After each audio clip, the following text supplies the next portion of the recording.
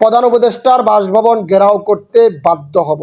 আমরা আন্দোলন করতে চাই না, আমরা আপনাদের মাধ্যমে বার্তাটি, প্রশাসনের মাধ্যমে বার্তাটি প্রধান উপদেষ্টার কার্যালয়ে পৌঁছে দিতে চাই।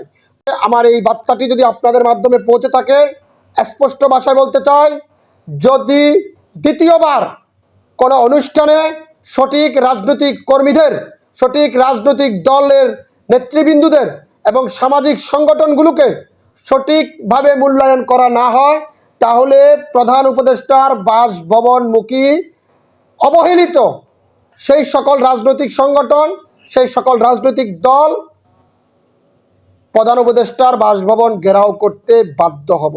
আমরা আন্দোলন করতে চাই না, আমরা আপনাদের মাধ্যমে বার্তাটি, প্রশাসনের মাধ্যমে বার্তাটি প্রধান উপদেষ্টার কার্যালয়ে পৌঁছে দিতে চাই।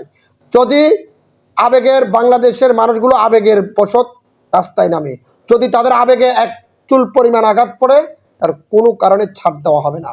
এটা স্পষ্ট ভাষায় বলে দেওয়া হচ্ছে, কোনো কারণে বিষয়টি ছাড় দেওয়া হবে না। ধৈর্য অনেক ধরেছি, দেওয়ালে ফিট থেকে গেছে। আমার মুখ থেকে কথা বের করার জন্য সকলকে, বড় রাজনৈতিক দলগুলোকে বলছি, যাদের সাথে দীর্ঘদিন সুখে দুঃখে এই পেশিবাদী শেখ হাসিনার আন্দোলনে সক্রিয় ভূমিকা পালন করেছি, আমার মুখ থেকে বুলি ছুটাবেন না। যদি আমার মুখ থেকে বুলি ছুটান, তাহলে কারোই কিন্তু অস্তিত্ব থাকবে না, এখন গায়ের জামও থাকবে না, অস্তিত্ব থাকবে না। সঠিক যথাযথ মূল্যায়নের মাধ্যমে সবাইকে অংশগ্রহণমূলক নির্বাচন।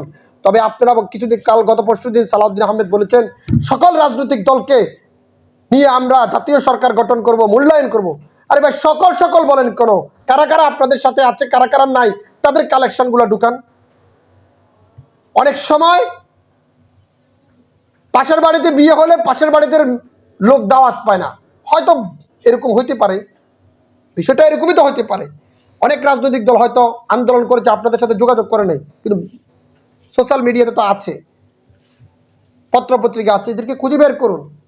যদি আপনারা লুটপাট করতে না চান, যদি লুটপাট করার ইচ্ছা না থাকে, তাহলে সবাইকে মূল্যায়ন করুন। আর যদি মনে করেন না আমরা একা খাবো, তাহলে খান 17 বছরও খেয়েছেন, খেতে পারেন নাই, বাকি 3 বছর খেতে পারবেন কিনা মনে হয় না। সঠিকভাবে মূল্যায়ন না করলে সঠিকভাবে নির্বাচন হবে না। স্টেট কথাবার্তা।